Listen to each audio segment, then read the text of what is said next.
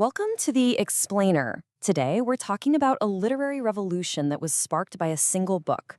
We're diving into the unflinching, often painful poetry of Tara Patel, a voice that absolutely changed Indian literature with just one collection of poems.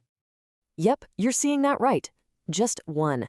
That's all it took for Tara Patel to completely secure her legacy in Indian English poetry. A single, unbelievably powerful collection called Single Woman. All right, so let's get into it. Here's our game plan. First, we'll talk about who she was, then we'll place her in her specific literary moment. After that, we'll dissect the raw themes of her work, check out her unique style, and wrap it all up with her lasting critical legacy. So, who exactly was the woman behind this game-changing book? Let's kick things off with a profile of Tara Patel. Okay, so Patel was born in 1949, and her life was pretty varied. She grew up in Gujarat, spent 2 decades in Malaysia, and eventually settled in Mumbai as a journalist. Now, this next part is really key. She was mentored and supported by the hugely influential poet Nissim Ezekiel. His backing was vital, and all of that, her worldly experience, her journalistic eye, her literary guidance, it all culminated in her one and only collection, Single Woman, which came out in 1992. You know, a poet never really writes in a vacuum. To get why Patel's work landed with such force, we have to look at the literary world she was walking into. So, Indian English poetry had these distinct phases. You had the early colonial period, which was a lot of imitation, then came a wave of nationalism, followed by post-independence modernism. But Patel, she arrived in the fourth phase, postmodernism. And this is so important. From about 1980 onward, the stage was finally set for all these diverse, forceful voices, especially women's voices, to just break through and demand to be heard. So what did she have to say? Let's get right to the heart of her work and unpack the themes that make it so powerful and, honestly, sometimes pretty agonizing to read. This question from one of her poems, it's the perfect way in. It perfectly frames her central theme, alienation. Is this loneliness something that's happening to her, or is it a fundamental part of who she is? That tension, right there, is what drives so much of her poetry. And then this line just raises the stakes on that loneliness dramatically. For Patel, isolation isn't just about being sad. It's a form of death. Being silenced, being unable to communicate, it's a slow motion erasure of the self. When you put it all together, her poetry really paints this stark picture of a deep existential crisis.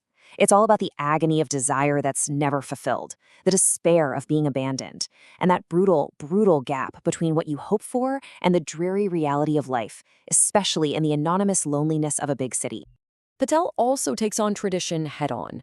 With a line like this, she's framing a woman's life not as some path of her own choosing, but as a constant, flinching reaction to the threat of control, a pain that's so persistent it basically becomes a memory in itself. This just captures her rebellion so perfectly. While tradition might treat women like objects, Patel's poetic voice, as she puts it, turns her face to the whip.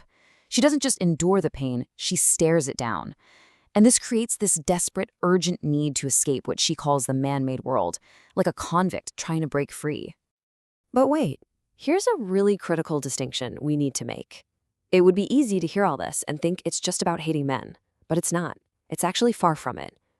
Her poetry is defined by this profound, agonizing yearning for companionship, for connection, for desire to be fulfilled, a desire that she openly says can only be satisfied by men. The real tragedy she explores is the massive gap between that powerful yearning and its fulfillment.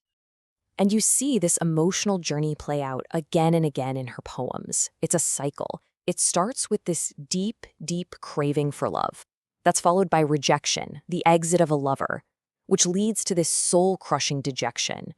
Then comes the pining, the missing of past pleasures, and it all culminates in this desperate, almost humiliating plea to reconnect, even offering to pay the bill just to feel that connection one more time.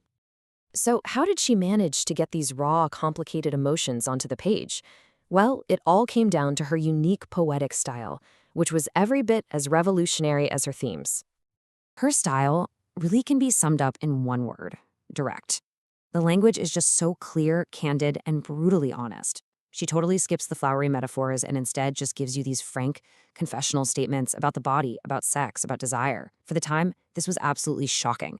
It was the style she really refined with her mentor, Nassim Ezekiel, and it became her unflinching, unforgettable signature. All right, so with this potent mix of raw themes and a super direct style, what was the verdict? How do critics and readers remember her work today? Let's take a look at her legacy. Critic Eunice D'Souza just perfectly captures the profound exhaustion in Patel's work. The despair is so deep, she says, it sounds almost posthumous. I mean, think about that. It's as if the poems are being told from beyond the grave by someone who has already lived through it all. And then you have critic Bruce King, who points to her radical honesty. He notes that where other poets might try to find a silver lining or soften the blow, Patel just refuses to. She writes about life's disaster and forces you to look right at it without ever pretending it's anything less than a disaster. So here's the big takeaway. Tara Patel's entire legacy, built on just one book, rests on her absolute, unwavering refusal to look away. Her work is this unfiltered, unapologetic, unconventional look at female suffering and desire that is just as searing today as it was back in 1992. And maybe no single line better summarizes the world her poetry inhabits. It's just a haunting, definitive statement of her poetic perspective, this state of permanent anguish and isolation. And that's our explainer on the indispensable Tara Patel. We'll leave you with the central paradox of her work.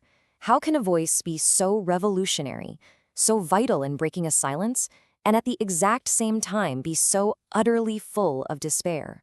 It's that very question that makes her poetry and her legacy completely unforgettable.